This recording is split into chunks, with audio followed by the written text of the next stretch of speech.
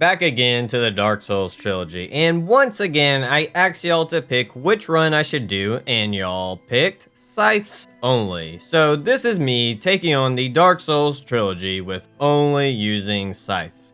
Also, make sure to like and subscribe if you want to see more crazy runs like these, or just like seeing me suffer. I also recently created a VODs channel, so if you would like to see unedited versions of some of my runs, check out my VOD channel, Arcane VODs. With that said, let's get into the rules for this run. Rule number 1, Scythes only, which means I can only use scythe weapons to deal damage and nothing else. Rule number 2, I cannot use magic weapon, lightning blade, dark blade, or any of those types of spells. I do this to make the run a bit harder. This does not include power within or deep protection. Those two spells are not near as strong as the others. Number 3, resins are allowed because they are not as overpowered as magic applied buffs. Number 4, no summons of course. Number 5, I must rank each weapon at the end of each run and suffer the wrath of the comments section. Number 6, kill NPCs because apparently y'all wanted me to be like a notorious NPC killer. So if I come across an NPC, I will have to kill them at some point. And lastly, number 7, beat all bosses. With the rules out of the way, let's get this run started. Starting off, I picked my class, and the class I went with was the Hunter. The reason I picked the Hunter class is because it has 12 strength and 14 dex, which will allow me to two-hand the Great Scythe from the get-go. I then named my character Grim after Grim from the Grim Adventures of Billy and Mandy. With my character done with, I begin my adventure by removing these unfit clothes of a Grim Reaper. I then pick up my trusty Great Scythe. As stated, I can only deal damage with scythes, so I needed one from the start. Also, some of you might be wondering why didn't I give myself the regular scythe? Well, the scythe in Dark Souls is actually a bardice, which is not the same as a scythe. It's closer to an axe than an actual scythe. Most likely just a mistranslation by the translation team. So, with it not being an actual scythe, I opted out of using it. With that said, I am also trying out showing chat the entire time in this video. I know some of y'all stated in the past videos y'all liked having chat up, so let me know in the comments if I should keep showing chat or not. With that out of the way, it's time to reap our first soul, the soul of Oscar. As you can clearly see, he is on his last leg, so he has to go. But that's not the only soul I'll be reaping here. Hello, Asylum Demon, and hello, big damage. Jesus, that's some crazy damage with the scythe being at +0 and me only at level 4. Well, I was going to go over the weapons moveset here, but the Asylum Demon died so quick I couldn't test out all the moves. So let's go over the Great Scythe's moveset real quick. Starting with the two-handed moveset, the Scythe's R1 attack is just a basic overhead attack, has a good reach, but can be easy to whiff with. Its running R1 attack does a very fast diagonal attack and probably the Great Scythe's best move. With how fast this attack comes out, it's very efficient at taking enemies out quickly. The Scythe's R2 attack is a horizontal attack that does decent damage, but it's best used for crowd control. The dodge roll attack is just a faster version of the R1 attack, and its jump attack is just a slower version of its R2 attack. The Great Scythe does have a one-handed moveset, but I didn't find it that useful, and it does the exact same thing as the two-handed, but just slightly a bit faster.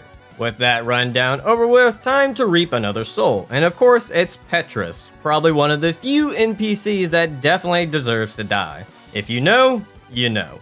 With Petrus taken care of, I figured it was time to find some clothes fitting of a Grim Reaper, but I misremembered where to get the Crimson set. I thought you had to kill Ingward to get it, and in attempting to get to him, I lost 3,000 souls. I then found out afterwards it was just in Blighttown, so that was a fun experience. With now having clothes fitting of a Grim Reaper, I make my way to Andre, and along the way I make sure to pick up some gold pine resin and some extra souls to pop.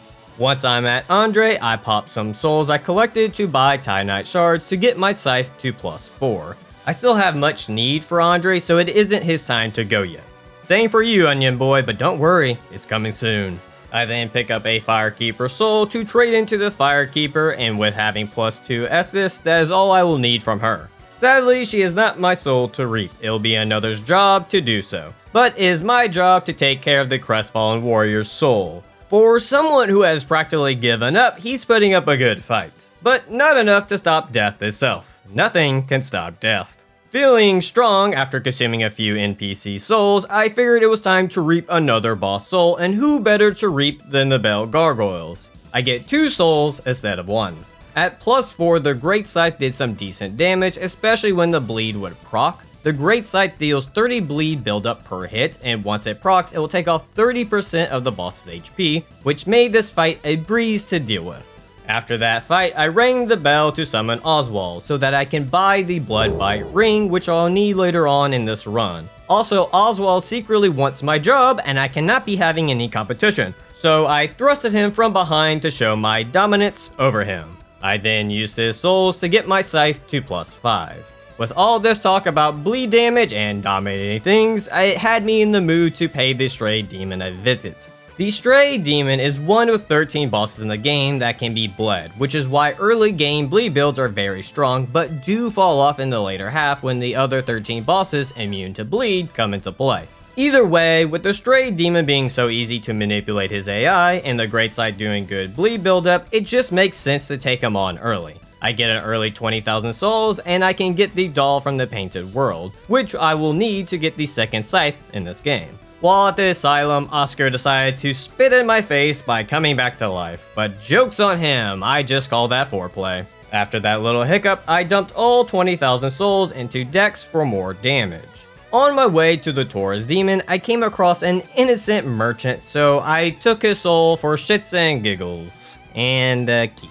Alright, Taurus Demon time. Oh damn, the Great Scythe almost one-shotted the poor bastard. No worries though, a few R1s finished him off. After that very fast fight, I came across the best boy in the game. No worries, Solaire, it's not your time yet. I will wait. I will wait until you have given up all hope in life with Only a flicker of that jolliness is left, and I will smother it out, and all that will be left is eternal darkness. After that jolly conversation, I have an unwanted foursome with some undead hollows. Not just once though, but twice.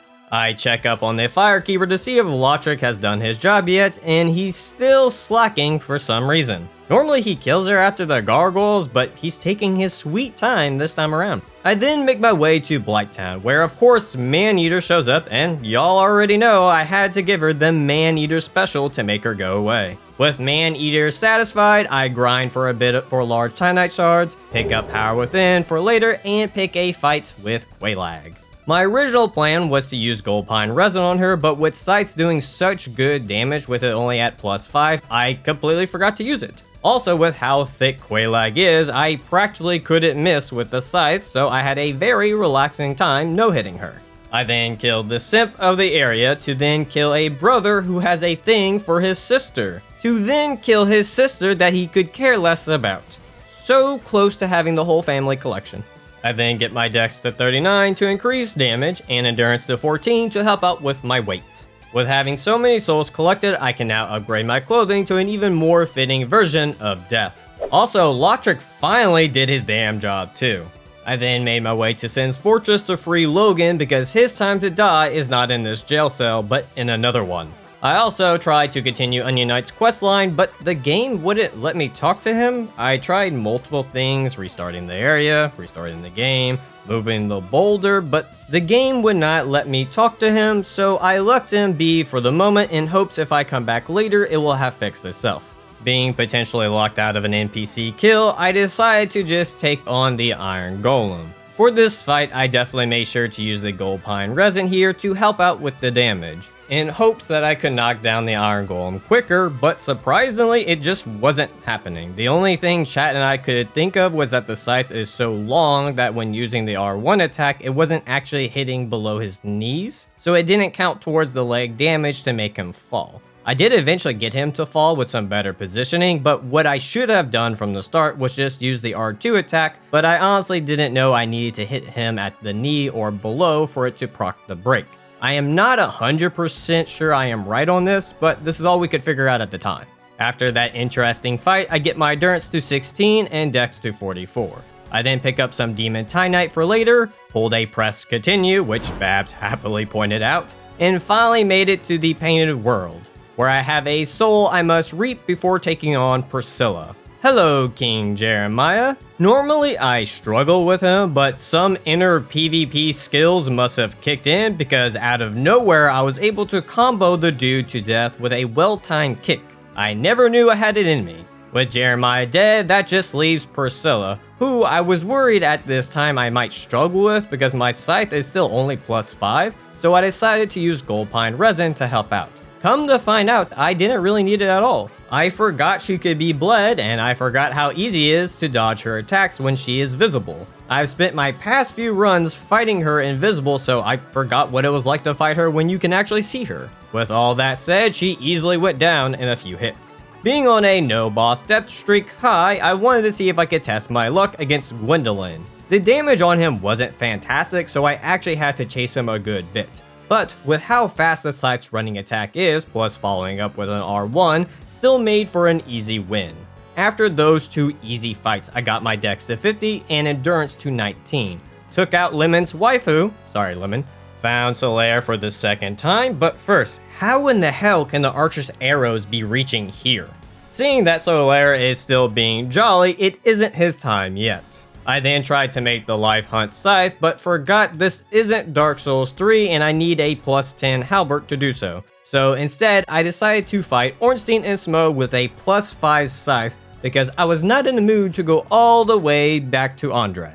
The most impressive thing is that the +5 Great Scythe did very good damage to ONS. In my last run, I had an upgraded Dragon Bone Fist, and the +5 Great Scythe is dishing out more damage than it. So with the scythe's super fast running attack plus its decent damage, I was able to take out Ornstein fairly quickly, which just left Smo, and lucky for me, Smo can be bled, so it helps speed up this fight a good bit. But either way, it's Smo, so he isn't hard to deal with either way. Afterwards, I get my endurance to 22, receive the Lord Vessel, which I will not place yet, and sadly cannot reap Guinevere. Well, not yet anyways. With now needing to upgrade my weapon so that I can get the Life Hunt Scythe, I easily take out the Capper Demon with no issues. On a quick side note, the Flaming Scythe looks really cool. I then reap Griggs for his Slumbery Dragon Crest ring, I then get the Large Ember, recruit Laurentius to get the Pyromancy Flame, and then take his soul because I don't need him anymore. Kill Ingward so that I could take on the 4 kings, but forgot I needed to kill Sif first, so I picked up a halberd to upgrade it. I headed back to the giant blacksmith to buy 9 large Titanite shards, and while in the area, I killed Lothric and his gang since they served their purpose of killing the Firekeeper. Plus, I get the Ring of Favor and Protection. I then headed back to Andre to get the Great Scythe and halberd to +10, so that I could run all the way back to the giant to get the Life Hunt Scythe, to then take his life because he has served his purpose and is no longer needed. With now having the Life Hunt Scythe, I go around killing Titanite demons to get Demon Titanite to get my new scythe to +4. Also, while at Sin's Fortress, I paid Onion Knight another visit, and he is still broken. So, since I couldn't do anything to get him to respond to me to continue his questline, I ended his life. I guess his daughter will just have to live. With that done, I paid Sif a very short visit because my god, look at that damage output. I also paid Moonlight Butterfly a very short visit as well. With now having the ring, I could take on the 4 kings. I decided to take them on with the Life Hunt Scythe, which is very counterintuitive. You see, the Life Hunt Scythe has the highest bleed buildup in the game with 50 bleed per hit, but the trade-off is that you also will take the bleed buildup, which is why I got the Bloodbite ring earlier on. The reason why the Life Hunt isn't good for this fight is that the 4 kings cannot be bled, so the only thing that can be bled in this fight is me. So using the Life Hunt Scythe in this fight just made things a bit more challenging. At first I was trying to not proc bleed, but eventually found it was better to just let it proc when I was safe so that I could take out a king before another one showed up. I honestly thought this was going to be the first boss that killed me in this run, but funny enough, that didn't happen. Also, when it comes to the Life Hunt Scythe's moveset, it has the exact same attacks as the Great Scythe. With the 4 kings weirdly easily defeated, Evil Bunnyman shows up, so I give Evil Bunnyman 30 souls so that I could get the Dark Wraith's armor so that I could become Death of the 4 Horsemen. Seriously, this armor set is more terrifying and cool than the previous one. At this point, I am still dumping points into endurance to help with weight load, especially with this new armor set. Which, when Pinwheel saw me coming, he knew how fast he was going to die because he didn't even put up a fight. I then found Patches and did to him what he always does to me. After killing Patches, I pick up our good old boy Scully. I also noticed the lady in white and her gooners were not down here, which I found a bit weird. So I headed back to Firelink Shrine, and sure enough, they were still hanging out up top. Apparently, if you kill Petrus earlier on, they won't go down to the Tomb of Giants. Rhea's men went down effortlessly, and she tried to run away for dear life, but as stated earlier, no one can run away from death. No one. After that lovely reaping, I get my Great Scythe to plus 13. I also forgot to mention earlier on, I got the very large Ember back in New Londo. With the Great Scythe buffed up, I took on a worthy foe, Kirk, who actually wasn't so worthy after all. Speaking of worthlessness, hello Fire Sage. As y'all already know, he's the same as Tweedledee and Tweedledum, so nothing new here. Now for the real piece of shit boss, Centipede Demon. The son of a bitch ended my no-boss death streak. Well, to be honest, I'm the one to blame for this one. I knew I only had time for one attack when being near his leg, and I overstepped and tried to get 2 hits in, causing my own death. But he's still a piece of shit. I would also like to point out here how good of damage the Life Hunt Scythe can do non-bleed wise. From what I can tell, it can dish out more damage than the Great Scythe. Of course, the Great Scythe can use resin and be buffed, unlike Life Hunt, but still good raw damage nonetheless. With the Centipede Demon dead, y'all know what that means. It's time, Solaire. This might seem like an evil deed, but I'm saving you from a far worse fate of being mind-controlled by a bug. Sleep now, old friend, and have a bunch of jolly cooperations in the big blue sky. With Solaire taken care of, I kill the Bed of Chaos' last remaining child and refight Kirk again, but this time Kirk got me off guard and I was the one to die, which now makes Kirk the new Grim Reaper. So I had to refight him again to reclaim my title of death. It wasn't easy though, he got a few hits in, but I wouldn't be bested a second time because I used my ultimate technique, a good back thrust to break that back. With Kirk defeated, temporarily, and me reclaiming my title of death, I easily killed the gimmick boss that is the Bed of Chaos without dying, surprisingly. I then found Havel and made very quick work of him with the Life Hunt Scythe. I honestly did not expect to kill him that quickly, but with him dead, I get the Havel's ring, which will help with the equipment load. I then did the necessary things to set up for the DLC. Traded in Scully for the Fog Ring so that I could get closer to my true form of death. I then ran into Leroy, who apparently can 360 no-scope me, which I did not appreciate, so I returned the favor 10 times over. With that just leaves Nito. Yeah, this was a quick fight. With Power Within and how much damage the Great Scythe can do, which it still isn't even maxed out yet, I absolutely destroy Nito. Also, Dark Wraith armor set plus Power Within plus Fire Scythe equals Dark Souls Ghost Rider. After that quickie, I got my strength to 16 to help increase damage a bit. I then floated on over to Seath's Neck of the Woods, killed the Crystal Minion, freed Logan to give him a false sense of hope, to then immediately smother it out with my large scythe. And lastly, bullied Seath with the Power of Lightning Scythe. Damn thing took off half his health in only a couple of hits. The poor bastard didn't last that long after that. At this point, both my scythes were still not maxed out, so before doing any more bosses, I made sure to fully upgrade them so I could see how well they will do against the DLC bosses. And of course, with Andre no longer serving a purpose, it was time for him to go, and my lord, he didn't waste a damn second throwing a punch at me. Honestly scared the living shit out of me. But even with him getting the jump on me, he was still no match for death itself. I then warped on over to the DLC where I have my second boss death to the Sanctuary Guardian. Once again, my fault. You see, at the start of the fight, I was able to run around his lightning ball attack, so I thought I could just keep doing that with no issues. Well, I had issues. To add salt to injury, on my second attempt, it only took 3 hits to kill the damn cat. I could have easily have avoided this fuck up if I had just ran in guns blazing from the start. Afterwards, my footage all of a sudden went blurry, no clue why, definitely nothing happened here that will get me in trouble with the higher-ups. I then found a Bloodborne player who thought it would be funny to run away and protect themselves with the dogs. No worries, I got my revenge on the second go around. Also, did you know Marvelous Chester can breakdance? That was interesting to find out. Once done with Chester, it was time for Artorias, where once again I played a bit poorly. I was doing well at first, but right near the end, with only 2 hits away from victory, I went for a greed hit, which led to me getting hit, and I panicked, rolled back when I should have done it to the side, and got poked, which killed me. So close. After having some sense smacked back into me by Artorias and refocusing, I was able to use the Great Scythe to its full potential and take out the Armored Bastard.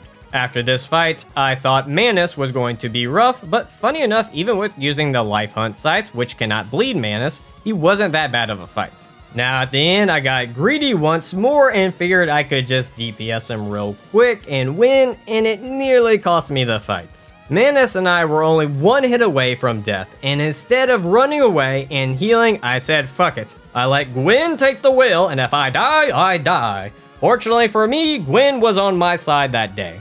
Tragically not for Dust though. Even more tragically, after having the friendly blind giant snipe a dragon out of the sky, I had to take his life. Remember, I didn't want to do this. Y'all made me do this. With the friendly blind giant taken out, it was Calamit's turn, which wasn't much of a fight. I just stayed back and baited out his fire breath attacks, which just left him open for a running attack with a follow-up R1 attack. You might be thinking, why not heavy attacks? They are strong too, right?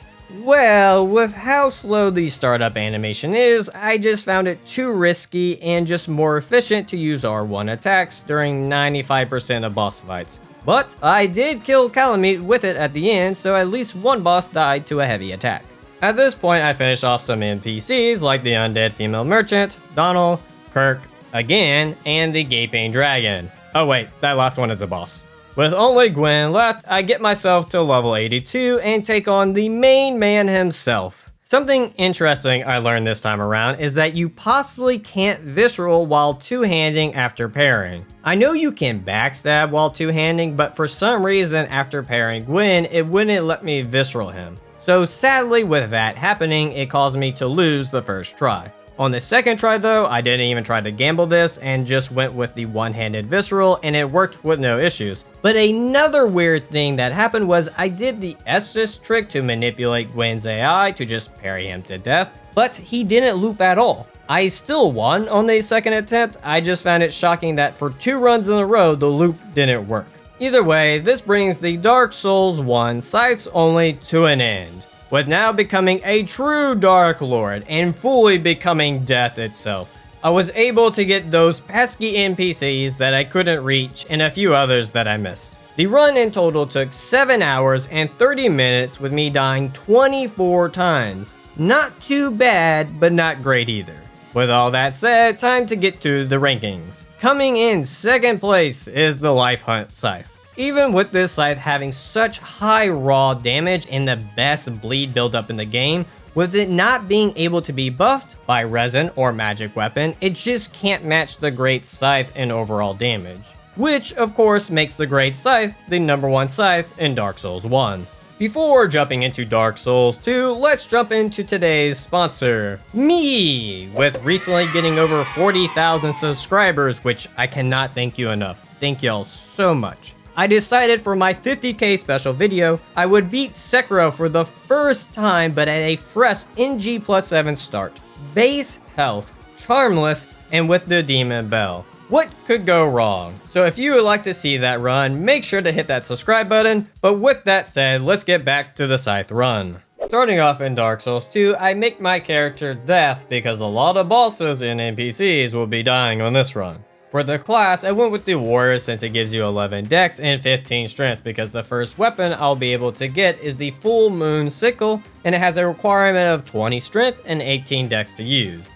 Now, sickles and scythes seem very different, but both were associated back in medieval times with reaping or plucking crops, which then was associated with death itself, reaping the souls of the living. So I am okay with using sickles in this case. The only weapon I will not be using from the Reaper class is the machete because this isn't Friday the 13th. With all that said, by the rules put in place, I cannot acquire the Full Moon Sickle, since I cannot damage enemies unless I use a scythe or use summons, which you would need to use to farm executioners until it so happens to drop one. So with the not being able to get it within the rules, I gave myself the weapon. With now having a viable way to do damage, I reaped on over to Dragon Rider to use the ultimate scythe in all of Dark Souls, Gravity. I then headed back to Majula to get my stats up to use the weapon properly. Speaking of the weapon, let's talk about the Sickles moveset. The Sickles two-handed R1 is a sweep attack, interestingly enough, with a follow-up hook pull attack, which is not so great. Its R2 is a sweep attack into an overhead. Its roll attack is just a fast sweep attack, which is actually useful most of the time. Its running attack sadly is a massive downgrade from Dark Souls 1. I think they realized how strong it was and slowed it down tremendously with this wind-up animation. Its single-handed attacks are switched to just overhead attacks. Even its heavy is just an overhead hook attack, but its follow-up is a sweep, but it honestly is not that great. Now, let's talk about the real interesting and most disappointing thing about Reaper weapons in Dark Souls 2, and I will use the Last Giant as my example. So, Reaper weapons in Dark Souls 2 have a thing called sweet spots. You see, if you hit an enemy with just the blade part of the weapon, you'll do its actual damage outpoint, as you can see by the 200 damage. But if you don't hit with the weapon's actual blade, it will do much less, 135 points less in this case. At the beginning of the run, this wasn't that big of a deal, but later on in this run, it becomes quite frustrating. Once done reaping the Last Giant, I do the normal get-up of getting the Coronation ring and the life ring. I then visited Mrs. Patches to take her life for robbing so many people, but she Uno reversed me and used gravity against me. See, gravity doesn't even care if you are death itself, it will still kill you. The real funny thing here was that when she used force push on me again, she actually pushed herself off this time. She did my job for me, which funnily happens more often in this run than you would think. With Mrs. Patches out of the way, I headed to Huntsman's Cup to get my next few Reaper weapons, but first I get my Moon Sickle to +1 and then take on the Executioner Chariot.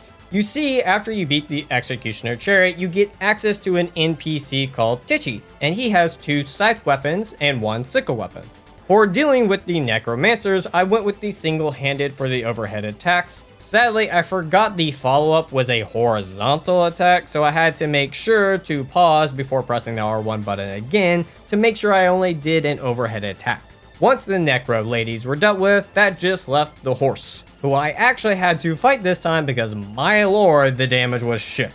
This feels night and day in comparisons to Dark Souls 1 scythes so far. With the low damage output, especially when not getting a sweet spot and the sickle not being that fast of a weapon, I ended up getting hit quite a bit. To the point I thought I might lose the first try, but luckily I found baiting out the horse's charge attack or breath attack left it open for hits, to eventually turn this oversized horse into glue.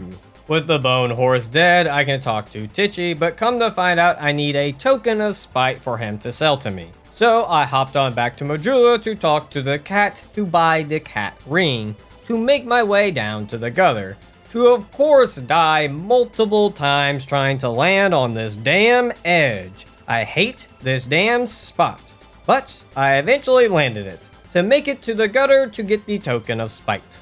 With now having the token, I can buy the Great Scythe from Tichy. Now you can get the Scythe of Nar from Tichy, which I will need to kill him to get, and he gives you the Crescent Sickle for his rank 2 Covenant reward. The thing is, to do this Covenant requires some PvP, which I am not going to do. I was then going to kill him, but chat told me he sells you the Skeleton Lord's armor, so I let him live for now. Before taking on the Skeleton Lords, let's go over the Scythes movesets. So the only difference between the Scythes and the Sickles is the two-handed R1 attack. Instead of the horizontal swing, it does the DS1 overhead attack, but sadly has the follow-up pull attack. Was really hoping it didn't, but besides that, everything else is the same. So I upgraded my Great Scythe to +4 and took on the Skeleton Lords. The interesting thing about the Great Scythe in Dark Souls 2 is it cannot cause bleed buildup, which is kind of a downside, but it does make up for being able to be buffed by resin, which I probably should have done in this fight to speed it up, but I didn't. Either way, it was a very simple fight. I took out one lord at a time to make dealing with their army easier, which the Scythes R2 attack made a breeze with being able to hit multiple enemies. Before going get my new fit, I hit up T-Swift to convince to move on over to Mandrill for easier access. I then buy my new wardrobe and then proceed to take Tichy's life. Don't worry, he was on borrowed time anyways. With Tichy dead, I gave myself the Crescent Sickle because, as stated, I am not doing PvP.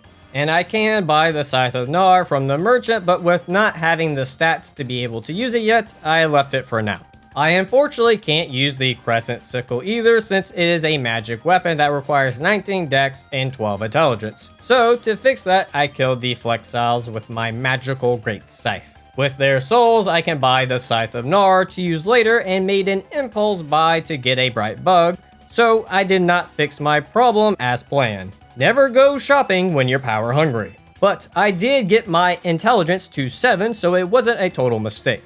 So to fix that mistake, I took on the Pursuer, who I ran in circles poking its behind. And away, spin to win. With the Pursuer easily butt slapped to death, I get my dex to 19, intelligence to 12, and start working on getting my faith to 12. Also, after the Pursuer fight, I hit up McLovin's place and steal a bunch of Tynite Shards. Now, with having my new magical popsicle, I figured what better easy boss to try it out on than the Royal Rat Vanguard. I can't possibly lose, right? Well, dear viewer, you see, this is Dark Souls 2 after all, and the impossible is possible. Especially when they coded the game to have it for you trade blows and die with the boss that you will for sure lose. No worries though, this only happened 2 times in a fucking row! To be honest, this weapon type just really struggles in this space. With it very easy to bounce off the statues, plus me not restocking on heals, just equals disaster for me. I think what really made me mad was that I damn well know if this was Dark Souls 1 or 3, the game would have just given me the win, but not Dark Souls 2. Nope. Fun fact, this boss has the most kills on me in this entire run. That's right, none of the DLC bosses killed me more than once. This isn't just a world first, this is a multi-universe first.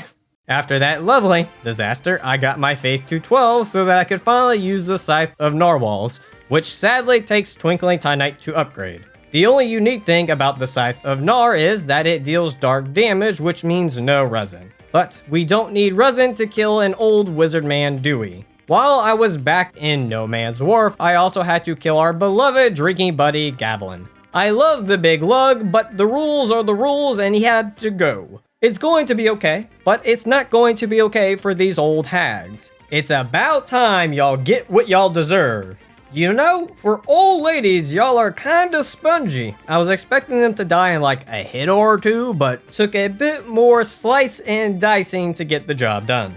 After killing some grannies, I took out a Pursuer for some Twinkling Tynite, and then fought an oversized bird shit. I went with the Moon Sickle since it had bleed on it, and figured this would be the last fight this weapon would actually be useful in. Also, for once, the Covetous Demon actually has a purpose, his soul.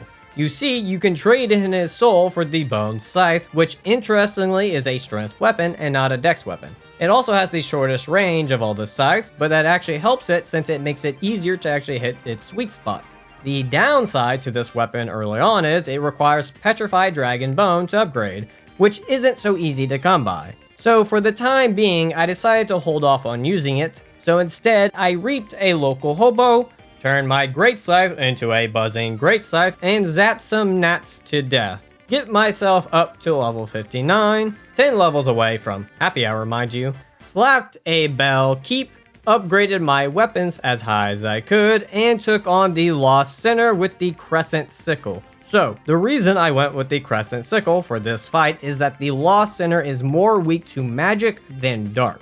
Unfortunately, with the Lost Sinner being on the faster side, I had to do this fight one-handed since the one-handed attacks are much faster than the two-handed.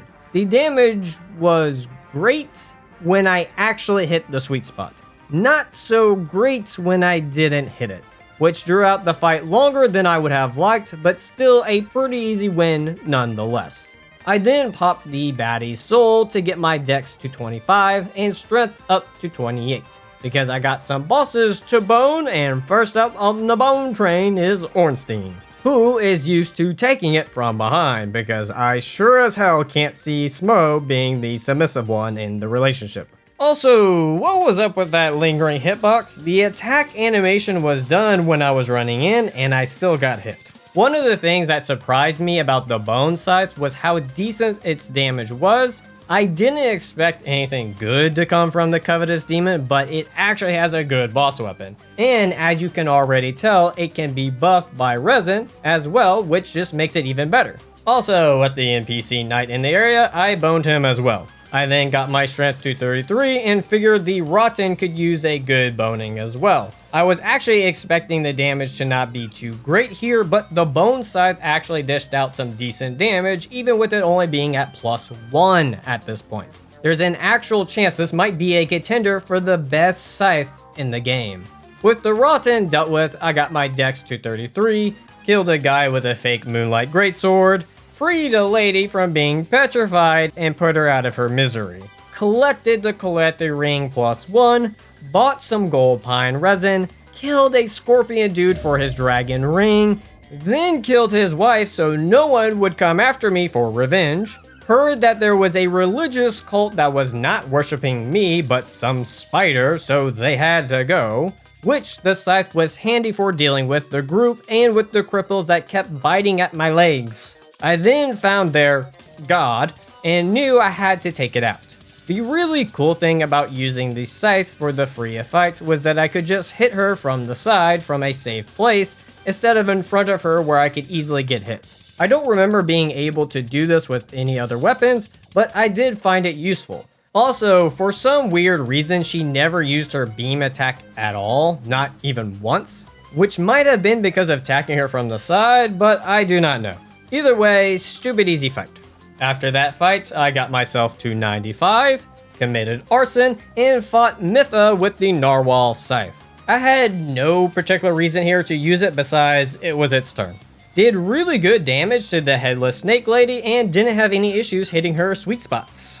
I then made my way to Hell to then send myself to Hell again to make the jump to just die again and again. I think the real hell is that I keep coming back to life. I finally made it to Smelter Demon, and of course with him being a thick boy, I had to use the Bone Scythe. But to make the fight even more pleasant, I made the Bone Scythe buzz for extra fun. Normally the Smelter Demon is a rough fight for me, but that's because I normally don't have ADP, so with iframes and a buzzing bone, he went down without a fight. Then there was the old Demon King. I went with the Great Scythe and it was actually really nice to use on him. Usually I would have to wait for a fist slam, but with the Scythe's reach, I could actually hit the boss from the edge of the floor. Overall, 10 out of 10 Scythe experience. I then get myself to level 106, pay Ladderman to do his job, head to Drainlick Castle, find out I can't kill Ghost NPC Man, which makes me sad. So to make myself feel better, I had a threesome with some Dragon Riders. It was a long threesome too, because with the Gnar side being a bit under level here, my damage was not the best. Even when hitting the Blue Rider, who usually dies in a few hits, there was a couple of moments there I thought I might have another Rat Vanguard situation, but luckily I had a shit ton of healing items this time. Another fight that I wasn't expecting to take long was the Looking Glass Knight. It was the same issue as the Gnar with the Bone Scythe, where it just was a bit under level at this point, so the damage wasn't the best, even with it being able to use resin. I actually had to deal with the Looking Glass Knight summoning twice, which I had no clue he could even do. I honestly thought he could only do it once. Then Forlone decided to show up, which is a good thing because I need to kill him multiple times to be able to buy his scythe. The issue is I was struggling to kill him, but no worries, the fight went on so long he decided to end it himself. I then used his souls and the Looking Glass Knights to get my dex to 50 and my strength to 42, and then realized the Iron Keep portion wasn't actually hell, but only the first layer of hell, because the Shrine of Amana decided to show me how much deeper hell could go. I died so many times after killing everything to get to the fog wall before the bonfire that I honestly stopped having any fun and ended the stream. The only other time this has ever happened to me was when I was fighting Ludwig in Bloodborne and I wasn't using any items or any weapon or anything at the time. So I originally planned on streaming the rest of this run, but I had family coming visit and had some house chores that needed to be done before they get here. Thank you, Mother Nature, for clogging my gutters. So I ended up finishing the entire trilogy run off stream, so no more chat. Anywho, I decided to say fuck this shit and went power myself up. I did some grinding for shards to max out some of my weapons, infused my weapons, I got me some new battle armor for better defense and better swag, and went back into Shrine of Amana to fuck it up. Sadly, even with being buffed up, it still came close to me dying again, but I did make it. Which brings us to the Demon of Song. For this fight, I wanted to test out power stancing to see how it was, and it wasn't great. Very cool looking, but damage output was low. I actually did more damage with just two-handing the Great Scythe, so sadly, power stancing with scythes is just cool aesthetic look and not good for actual use for boss fights. I then ran into Aldia after that fight, and come to find out he decided to get a dog and a cat after our last chat, but he is struggling to come up with a name for either one of them. So drop your best dog and cat duo names in the comments for what you think they should be named. With being at the Undead Crypt, I can get my next Reaper weapon, the Silverback Sickle, which can be dropped by the Grave Wardens in the area. It took me a minute, but I got it. Also, while here, there is this blue dude who I had no clue was here to begin with, so by the laws of the rules, he must die. Back to the Silverback Sickle. The Silverback Sickle is unique, not just because it's the shortest Reaper weapon, but for the fact it's the same attack moveset as the Hand Axe, and pretty much is treated as one since you can't power stance it with any of the other Reaper weapons. The other unique thing about it is it also does dark damage, but can also have resin applied to it. Which is interesting because most of the other weapons with other magic or even bleed damage could not be buffed by resin, but this Silverback can.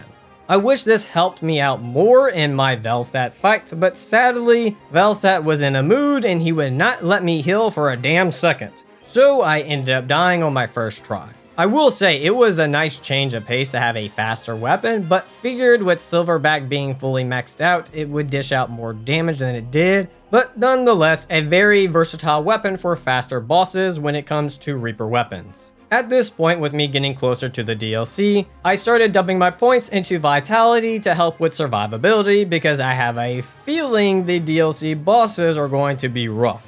But before that, I got the full Dark Raid set and killed 2 dragons. I then tried to get Forlorn to spawn so that I can kill him a couple more times to get his scythe, but nothing I did could get him to appear. I even tried using a token of spite and nothing. So after 20 minutes of trying, I gave myself his weapon because I ain't playing this waiting game. So you would think the Forlorn being a scythe weapon, it would just have the same moveset as the other scythe weapons. Well, it does besides its heavy attack. And I figured that out the hard way. You see, I thought you would do the sweep attack, so I press R2 when going against the little rat dogs, and well, it did a baton spin instead of a sweep attack, which caught me so off guard it caused me to die. Learning my lesson, I made sure to just use the basic R1 attack from then on. Something interesting about the Forlorn weapon is that it does more damage based on how hollow you are. Not going to lie, not the biggest fan of that, so I infused the weapon with bleed because I heard that's a pretty good infusion for it. And it did okay against the giant rat dog. But I was expecting more out of the weapon of the man who has killed me countless times. On the plus side, the weapon looks really cool.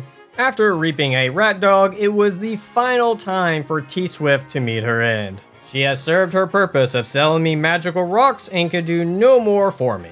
I also found out if you buy over 15,000 worth of items from XP Armor Man, he will become a smug asshole, which just motivates me even more now to kill him.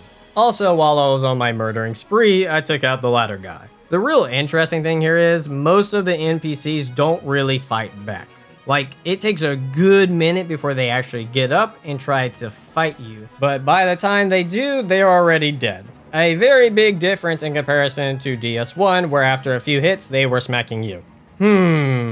For you, I will break the rules, Mrs. Fluffingtons. Just for you. So instead of killing a cute fluffy cat, I killed a giant king by making him bleed to death. Definitely not a fast death though, it was very slow indeed to drain out all the blood.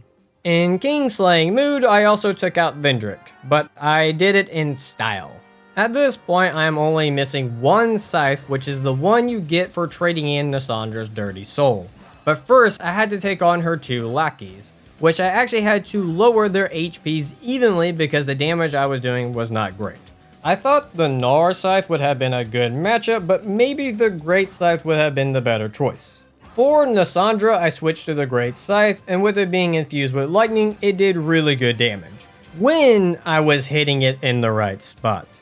I have to say this, immersion does not always equal fun gameplay.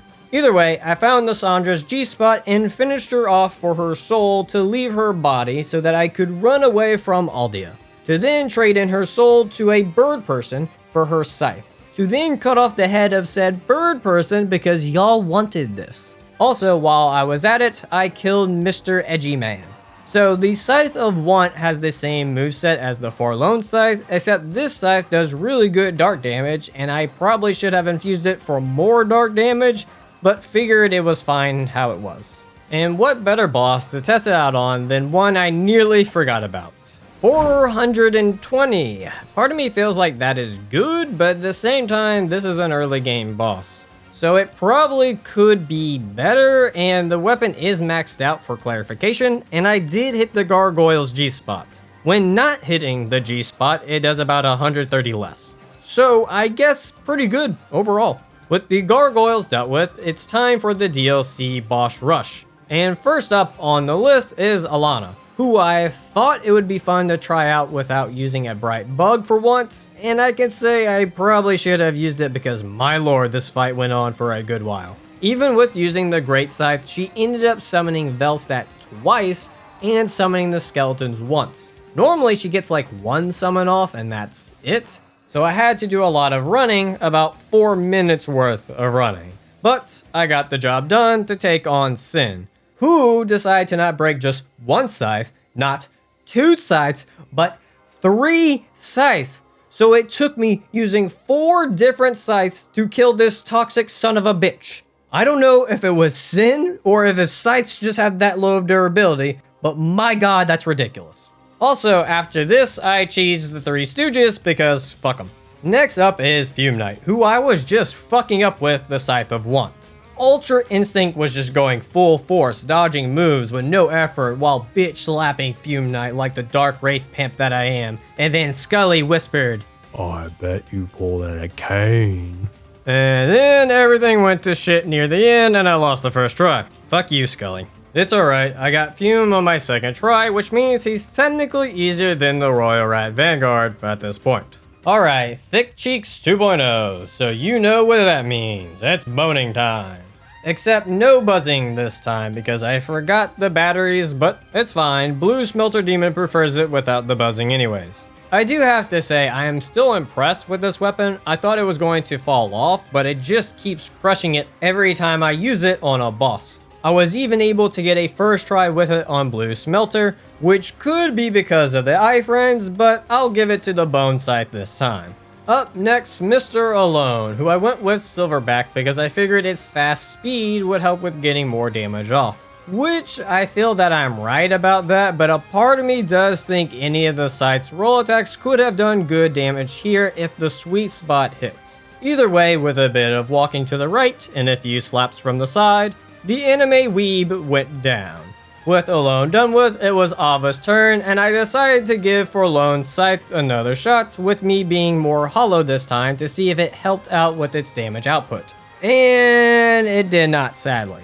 It also broke before even getting the boss's health to halfway, so that was even more embarrassing for it. So with now using the Great Scythe, I popped in Effigy and Dispatch of this basic cat.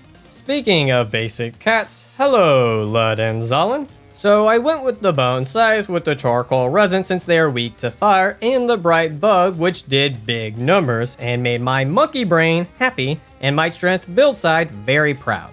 I also made sure to bring Repair Powder since I knew the Bone Scythe was kind of fragile, but my god, why does hitting these damn tigers take off so much durability? I used 4 Repair Powders and the Bone Scythe still broke before killing the last tiger. Also, I know I've said this before, but this damn healing shit on this boss is just stupid. It literally recovered 20% or 30% of its HP. Why, devs? Why? So, once again, the Great Scythe had to save the day, which it almost broke. With the weirdly durability destroying cat skin duo dealt with, the Ivory King was up next, and I went with the Crescent Sickle since the Ivory King's knights are weak to magic. My biggest regret wasn't going infuse the weapon with magic first before this fight to make it do even more damage to them, but overall it wasn't too bad to take out the knights. With the knights taken care of, I switched to my lightning infused Great Scythe since the king is weak to lightning. But apparently not slashing because even with a Bright Bug and hitting the sweet spots, I only did 394 damage, which is very low for a Bright Bug use at this point. This fight was definitely on the trickier side, and if it wasn't for having a good amount of health at this point, I definitely would have died multiple times. The most surprising thing in this fight was how useful the Scythe's roll attack was. I was expecting the basic R1 attack to be the most useful, but in actuality, the dodge roll attack was the most effective for getting hits in while not getting hit, and is the main reason for getting the first try. Afterwards, I wanted to test my theory with the Crescent Sickle, so I infused it with magic to increase its magic damage for the upcoming Lurker fight. So, of course, being done with McDuff, it was his time to go. Alright, let's see how Dark Lurker is with a beefed up magic weapon. Oh dear god. Okay, maybe that just wasn't a sweet spot. Oh dear god, it was a sweet spot. Just for a reference, I have 50 in intelligence, dex, strength, and faith because I wanted to see the max damage outputs, and dear lord, that's low. So I of course went back to old reliable and the damage was a bit better. Overall, one of my slower Dark Lurker fights with the damage not even breaking into the 300s, even with a Bright Bug, plus having to chase one Lurker at a time after they split it, drew out the fight for a while. But with 99 life gens, I had nothing to worry about. At the end there though, Lurker went for a damn cheap shot even though he was dead. That piece of shit. With Lurker defeated, it was time for the rest of the NPCs to die, and the best death had to go to the level up lady. I laughed so hard at this silly death animation. With everything dead besides Mrs. Fluffington's, I killed Aldia with some dual wielding scythes because no better way to end this scythe run than in style. Total playtime for this run is 15 hours and 15 minutes with a death total of 54. Was not expecting the fist weapon run to have less deaths than the scythes. Either way, time for the rankings. In 8th and 7th place are the Full Moon Sickle and the Crescent Sickle. Both of these are interchangeable in rankings. The Sickle moveset just holds it back with its basic R1 two-handing attack being a sweep. Plus, I just found I miss hitting their sweet spots more often than I did with the scythes. It also doesn't help that they are locked to bleed and magic. In 6th place is Forlorn's Scythe. With its damage being based around hollowing, it just made the damage output not that great, plus getting the weapon is a hassle as well. In all honesty, it would be lower if it wasn't for it being easier to get sweet spot hits than the other two. In 5th place is the Scythe of Gnar. I thought with it being an early game dark weapon, it would make some bosses easier, but with it needing Twinkling Titanite to upgrade it, it just holds it out in its damage output earlier on, especially in comparison to the Great Scythe that can be buffed with resins, which the Gnar cannot. In 4th place is the Scythe of Want. I know this scythe can do some absurd damage when infused with dark and buffed with dark magic, but you literally get it near the end of the game, so it's only useful for the DLC if you remember to go get it before then. But it's still a very good scythe weapon. In 3rd place is the Silverback Sickle. Now, it isn't here for its insane damage output, it's here for its versatility. for its speed of use and for the fact it can be buffed even though it has dark damage already on it. The scythe and sickles are slowish weapons, so the silverback is a nice utility weapon for faster enemies and faster bosses like Sir Alone. As I like to say, speed is king, but in this case, the king gets third. In second place, and this was a hard one for me, is the Bone Scythe. The Bone Scythe had the highest damage output, even more than the Great Scythe, which just makes sense for an Oonga Boonga weapon. It is also the easiest scythe to actually hit its sweet spot to get max damage, but that's because of its short range, which is a downside in some cases. But the main reason it's in second place is for the fact it is a boss weapon which needs petrified dragon bones to upgrade, which isn't that easy to come by. In good consciousness, I could not put it in first, even though my monkey brain wants to. So, of course, once again, the Great Scythe takes the #1 spot. It may not have bleed in this game, but with its versatility to be turned into any damage type, being upgraded with Titanite Shards, dishing out really good damage, and how early you can get it just makes it the best scythe in my opinion. So, with Dark Souls 2 done with, and the comments raging about my shit rankings, time to move on to Dark Souls 3. For the Dark Souls 3 class, I went with Mercenary since it gives you enough dex and strength to two-hand the scythe. I then named my character Health Insurance since they are the modern day Grim Reaper. At the start of the run, I gave myself the Great Scythe since there's no way to get a scythe until after you beat Vort. The scythe's two-handed R1's attacks are wide diagonal slashes in Dark Souls 3. The two-handed heavy attack is a bit interesting, starting with a uppercut slash, going into a horizontal sweep attack. The running attack is just an overhead attack. For single-handed light attacks, you have very fast overhead attacks, and for heavy attacks, a weirdly slow sweep attack.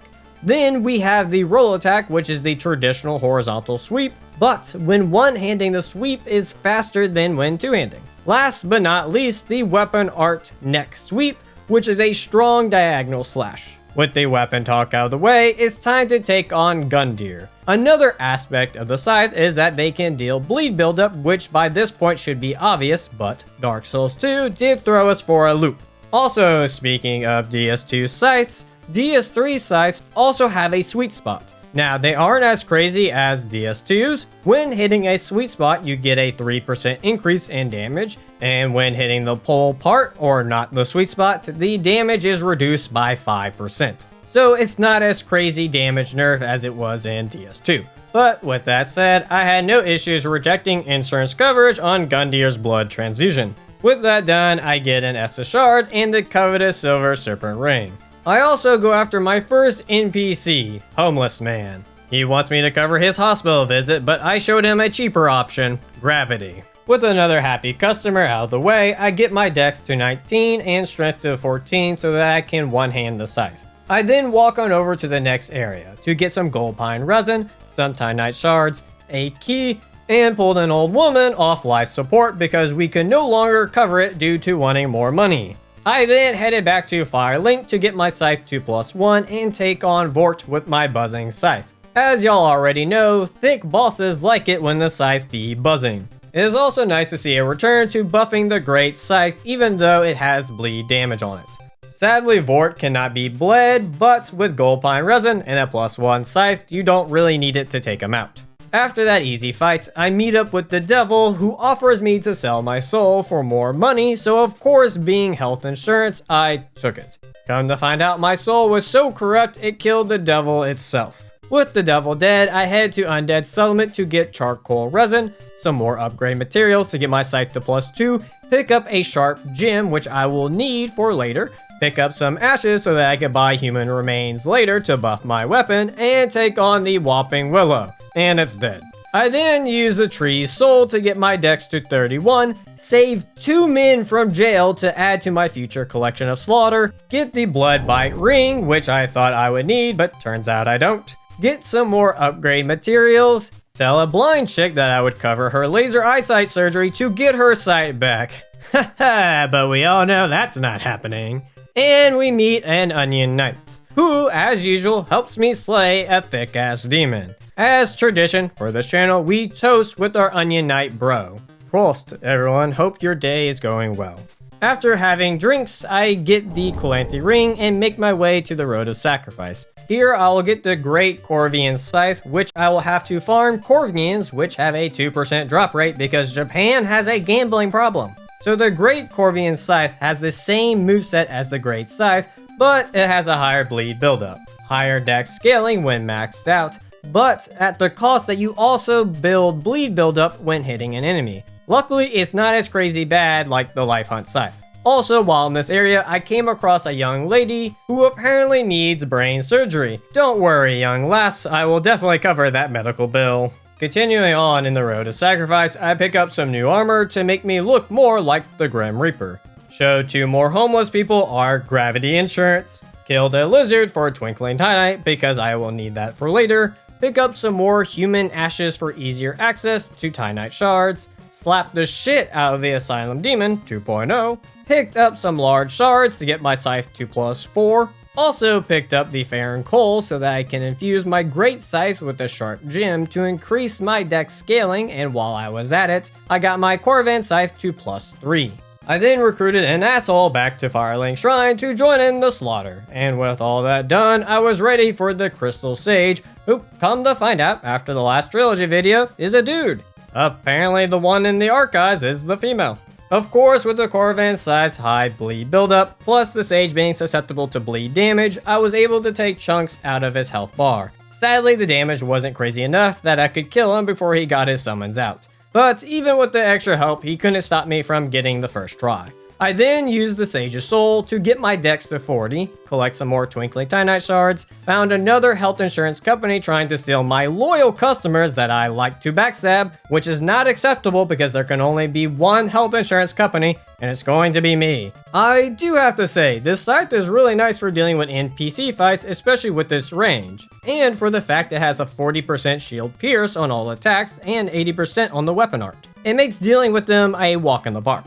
After that fun little spat, I get Lloyd's Sword Ring, the Shield Ring, and buy all the human pie resins I can to take on Dancer. I am doing this to just see if I can, in all honesty. With only having 3 human pine resins and not being able to buy more, this will be my only chance to kill her this early on. The nice thing about the scythe is that even though it is buffed, it can also cause bleed as well, which is very important for speeding up this fight, since my damage, even with the resin applied, isn't that great at only 189 damage. The first phase, as usual, was a walk in the park, but the real fight begins at the second phase. Normally, I just play it a bit safe and just wait for her to do her jump attack, but this time I played a bit more aggressive. Which for a second I thought I was going to no-hit her until I realized I had a chance of that and completely fucked that up. It's always when you realize it's about to happen that everything goes to shit.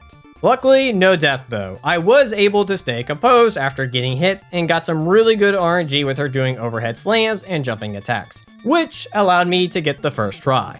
After that lovely fight, I get my dex to 48 and collect some upgrade materials from Lothric Castle. They must be fans of Luigi. With the Titanite chunks collected, I took on the Abyss Watchers, going in with the Corvan Scythe. And for some reason in the first phase, I always find myself getting mixed up in the mosh pit fight. I try to mind my own business, but always get caught in it. Fortunately, the second phase is a walk in the park, so even with low healing at this point, I didn't have any issues taking them out. With that done, I went to take on the Deacons, but found a weird glitch where the giant in the area sat back down and wouldn't get back up no matter how much I hit him, nor would he die. Has anyone else had this happen to them and know why it happens? Let me know in the comments down below. With that said, I took on the Deacons, made my great scythe go burr, and lopped off their heads. I then head off to the catacombs, found Walnir, did his gimmick, and won. Shocker. Feeling like a cocky little bastard, I even went to take on the Demon King right afterwards. I had 1 human pine resin left over from the Dancer fights and made sure to use it here since demons are weak to dark damage, interestingly enough. I also found this time around, not locking onto him makes his fights way easier. I guess with not being locked on when dodging, you're not really pulled into him, so it makes getting around him a lot easier. So with finding that out, I had no worries of dying. Oh, good thing I have health insurance. Jokes aside, I did get the first try. At this point, I had gotten my dex to 50 and got my faith and intelligence ups to get ready for the next scythe weapon. So I started putting points into vigor for survivability. I then went back to Smoldering Lake to get all the large Titanite shards I could to get my great scythe to +8. I also found my lady friend with brain issues who I reassured I will cover all of her medical expenses. I then picked up Grave Warden Ashes to be able to buy Carthus Rouge. I also found out Pontiff didn't pay for pet insurance, so he couldn't pay the bill, so we put the croc dog down. With now having access to Irothil, I can farm Pontiff's Scythe soldiers for his scythe, which has a 4% drop chance. The Pontiff Knight Great Scythe has the same moveset as the other two scythes and can bleed enemies. The only difference is that it cannot be buffed or infused, and its weapon art Frost applies frost to the weapon to be able to deal frost damage and build up to the enemy. It also has the highest dex scaling of scythes, but funny enough produces the lowest damage output of the 3 so far, which I learned the hard way with Pontiff. So I thought it would be funny to kill him with his knight's own weapon, but that did not go as planned. Now, that could be the weapon's fault, or more likely, I haven't fought Pontiff without pairing him in like 3 or 4 months. So I completely forgot how to deal with this first phase, and I did try multiple times with the Pontiff Scythe, but after dying 5 times with it, never getting to the second phase with the weapon, being at +3 mind you, I had to switch back to the Great Scythe. With the Great Scythe, I went with some Carthus Rouge to help out with the bleed buildup, which helped a lot getting him to his second phase. Once in his second phase, I knew if I just stayed back and waited for his jump attacks, I could easily win, and I was 100% right. Crazy how much resin can help out in a fight.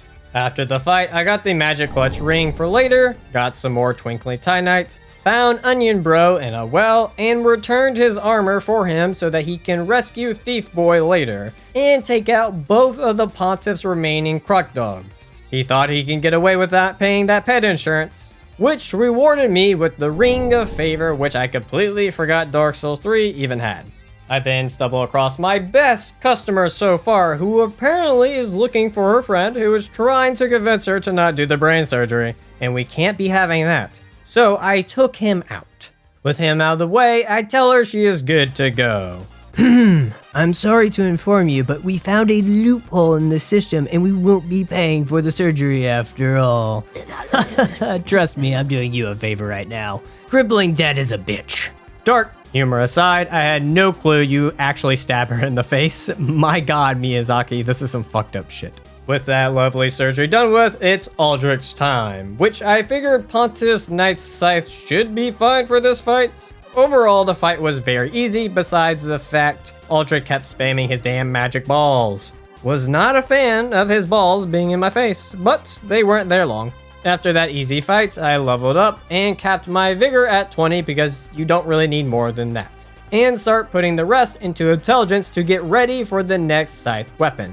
Speaking of getting ready for the next weapon, I get the remaining Titanite chunks at the Electric Castle to get my Great Scythe to +9. I also pick up the Eastern Ashes so that I could get the upgrade materials needed to get the Corvan Scythe to +7. With preparations almost done to head to the DLC, I just need to take out 2 more bosses to get a Titanite slab. Oh, hello, Osiris. I heard you have a colonoscopy surgery you need paid for. Osiris' fight was actually a bit interesting for 2 reasons. One, noticing that no matter how often I attack, I never cause myself to bleed, and I wasn't using Blood Bite either, which I found very interesting because this was supposed to be the drawback to this weapon. And for reason number 2, once I got him to his second phase, he got himself stuck in the small doorway in the back, and he couldn't get out, which made it very easy, but more importantly, funny just smacking him while he tries to figure out how to get out. Sadly for him, he never figured it out. With him done with, I get the Titanite scale in the area because I will need them for the next weapon. I then take on my favorite boss in the entire game, Champion Gundyr. It's always a joy to experience the flow of this fight. And oh dear god, that's a lot of damage. No wonder I get one-shot by him all the time in my other runs. Not going to lie, having all this HP is nice, but I do find it makes me play way more aggressive than I normally would, which is fun, but man, do I get smacked a lot. Anywho, after a bit, the big boy goes down. I then get the coiled sword fragment, which I can trade in for a Titanite slab and take out the old lady here because rules and stuff. I head back to Firelink Shrine, get my intelligence to 21, use the slab to get my great scythe to +10, and take on the fight everyone has been waiting for, Sister Frieda. The first phase was very simple. Let Sister jump over me and backstab her. I'm not joking, that's all you have to do for phase 1 to win without getting hit. For phase 2, it's a bit different. At the start, I apply Carthus Rouge so that I can try and bleed Father to end this fight faster. So I did the usual of luring Father away from Sister Frieda to smack away at him. Once dealing enough damage, I noticed Sister trying to heal Father, so I made sure to backstab her again. Frieda's greatest weakness, breaking her back. After breaking Frieda's back, I finally got the bleed proc on Father, which didn't do as much as I hoped, but still helped end this fight a bit faster. For phase 3, I did the same as phase 2 and applied Carthus Rouge. My plan from here was to backstab Frieda and smack her until she bled, except I made a massive mistake. You see, when Sister does her jumping fire attack, you're supposed to strafe to the side and roll, but for some reason I decided to run this time, and when doing this, it messed up the timing of the dodge, and I kept getting hit. I don't know why I did this when I know better, but I did. But funny enough, when she does her blue flash attack that I normally struggle with to get backstabs off, I nailed it every time. Either way, I did play like shit this go around. It wasn't until I had 2 heals left that I actually locked in and didn't let her touch me once after that. But, as stated in phase 1, you can bait out her jump attacks here as well to secure the win. With having Frieda's soul, I traded in for her scythe. Frieda's great scythe, unlike the other scythes, scales with dex and intelligence. It has a slightly different moveset than the other scythes as well. For its two-handed light attack, it does a wide sweeping attack that has a bit of a slow startup animation, which will be a bit of a problem later on. The rest of its two-handed attacks and one-handed are the same as the other scythes. Where the weapon gets really unique is with its weapon art, Elfrida's Stance. This allows a user to pull out a second scythe that deals magic damage and frost buildup. Its light attack while in this stance does a flurry of attacks that do not consume MP at all. Its heavy attack, on the other hand, casts frost onto the ground, which will eventually explode, dealing heavy magic damage, and this attack does consume MP. Also, to reiterate, the main scythe only does physical damage, while the small scythe does frost dash magic damage. With the weapon overview done with, I buy all the scales and Twinkling Titanite from Thief Boy. I then upgrade Frieda's scythes to +3. Not being satisfied with that, I made my way to Archdragon Peak, slapped a dragon, picked up the Dragon Chaser's ashes to be able to buy scales and Twinkling Titanite, found a wild Havel in the area and sadly couldn't catch him. I also found out he was guarding a Titanite slab as well, never knew there was one here. I was also in the mood for a new fit, so I killed some Dark Wraiths for their armor. I then maxed out Pontiff's Knight's Great Scythe and Frieda's Great Scythe and infused the Caravan Scythe with a sharp gem to make its dex scaling an S. With those two maxed out and the Caravan sharpened, I headed to the Profane Capital and found a magical hobo who apparently is weak to freezing to death. I then grabbed the jailer key to free a homeless lady who I added to my collection. With that done, I took on Yorm the Giant, which y'all could already guess I did the arm strat. But I actually found with the reach of the scythe, I could hit his head if I lured him next to the steps, which allowed me to get a visceral off his arm and right after one off his head. I did not know they each had their own posture meter that could be broken to put him into a visceral state. Either way, I just repeated this until he died. With Yorm dead, I proceeded to level up.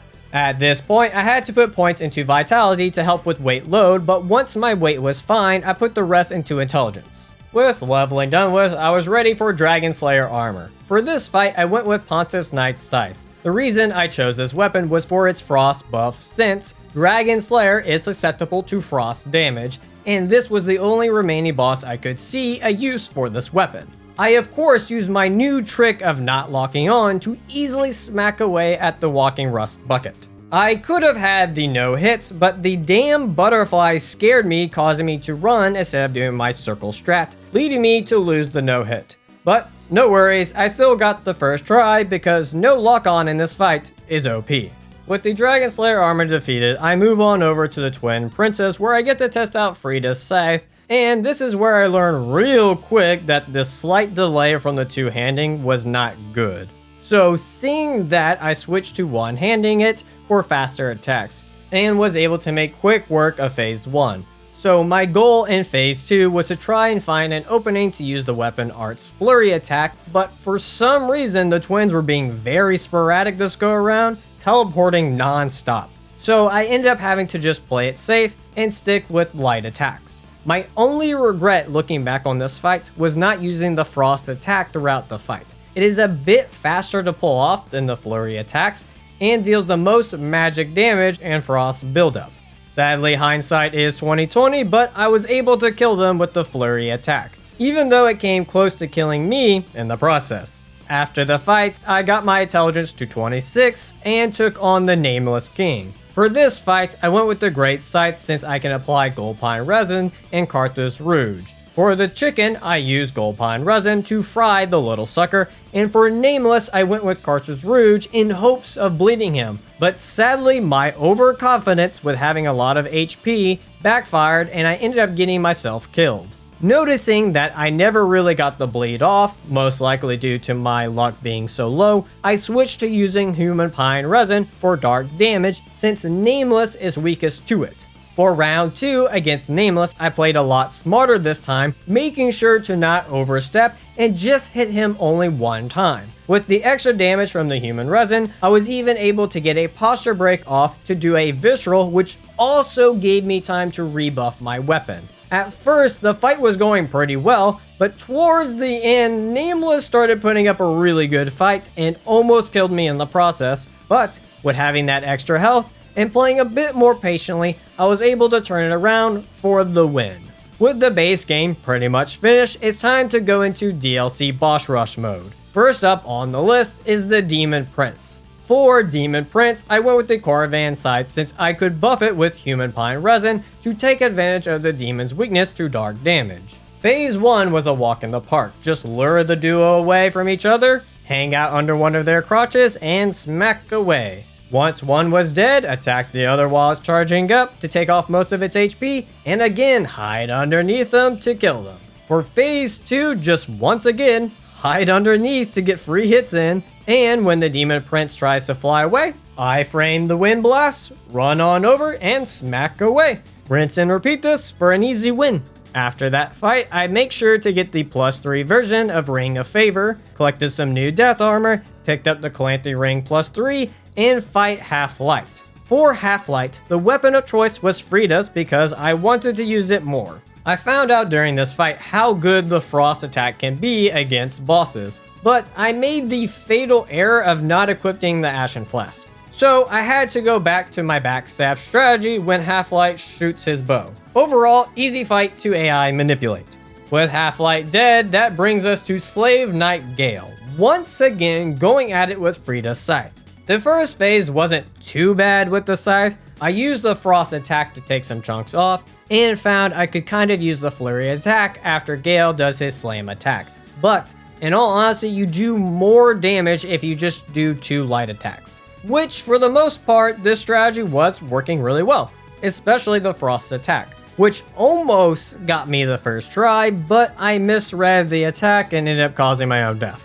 The worst part was after the first try, I never made it back to phase 3, and after dying 6 times, I knew I can make this fight easier. So I went to Rosaria and switched out my points and intelligence to put them into luck to help with bleed damage. I then switched to the Caravan Scythe for it having the highest bleed damage and made sure to use some Carthus Rouge for a strong bleed build. By doing this one simple thing, I was tearing through Gale's HP and had no issues with phase 2 even. But once again, I did get cocky with all that HP and healing that I deviated from my normal pattern and started seeing what other opportunities I could get hits in, which caused me to get smacked a lot. So with only 1 flask left, I knew I had to stop and just go back to my normal strategy to ensure the win. After that tough fight, Gravetender was next, and I decided to just stick with the Caravan since it so far has the highest damage output.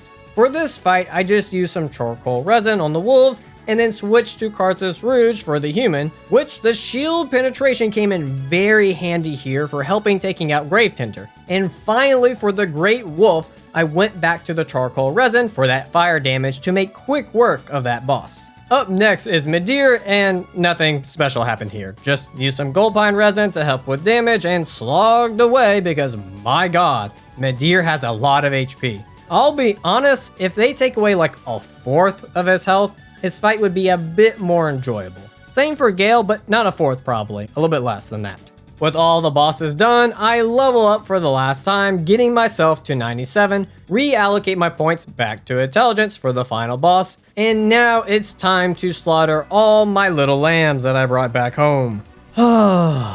It's time, dear friend. I have tried so hard to disassociate myself with killing by never saying y'all's names in hopes it would make it easier. But I knew all along that was never going to happen when it came to you, my drinking buddy. I just want you to know you deserve better than this. Sigurd of Katarina. Good night, old friend. With my heart finally sunken into darkness, it's time to end this run once and for all. For the Soul of Cinder, I went with Frida's Scythe so that hopefully the hate comments for the rankings will be a bit nicer to me for finishing the run off with the weapon. Overall, the strategy for Cinder was to just use Frost to speed up phase 1, and for phase 2 to just go back to single light attacks. But I did try to get fancy with some flurries for the finish, which almost ended bad for me, but I pulled it off in the end, finally ending this trilogy run once and for all. The total time for Dark Souls 3 was 13 hours, with a total death count of 37. Now, for the fun part, the rankings. Coming in last place, and shouldn't be a shocker, is the Pontiff's Knight's Great Scythe. This weapon was just not good. Without being able to be buffed, it just held back its damage output, plus even with it having an S scaling, it still did less damage than the Great Scythe and Frida's Scythe. It's definitely not worth the farming to get. In third place is Frida's Scythe. I can already hear the angry typing of the hate comments. So I put it in third for 4 reasons. Number 1, for the fact it's stuck to Frost, which can only be applied with the weapon art. The other scythes all get bleed buildup, which is extremely useful and doesn't need a weapon art to do so. Number 2, the only good part of the weapon art is the Frost attack. Every time I tried to use a flurry attack, I was just asking to get hit, because bosses just don't sit still long enough to use it effectively. Number 3, it can't be buffed or infused to take advantage of bosses' weaknesses. And lastly, number 4, the two-handed light attack. That slight delay at the start of the attack led to me getting hit since it took so long to come out. By the time I would roll, it was too late. Whereas the other site's two-handed attacks never really had this issue. Overall, it was a very fun weapon to use, but sadly, flashiness and coolness doesn't make it a good weapon. In second place, this is going to be a shocker, is the Great Scythe for 2 simple reasons. The Korriban Scythe can deal more damage and more bleed buildup. Now, you would think the drawback of the bleed buildup would put the Korriban in second, but I never used Bloodbite Ring, and I never once came close to ever bleeding myself. So with it not really having any drawbacks and just being a better version of the Great Scythe, it just makes it a no-brainer for it to be the best scythe in Dark Souls 3. With all that said, if you enjoyed this video and would like to see more like it, hit that subscribe button. At this time, I would also like to thank my channel supporters. If you too would like to support the channel or have your name in the video, you can click the Patreon link in the description or click the YouTube join button. I also from time to time stream my runs, so you can catch me streaming on YouTube or over on Twitch at Arcane Gaming. I want to thank you all for watching, and until next time, take care.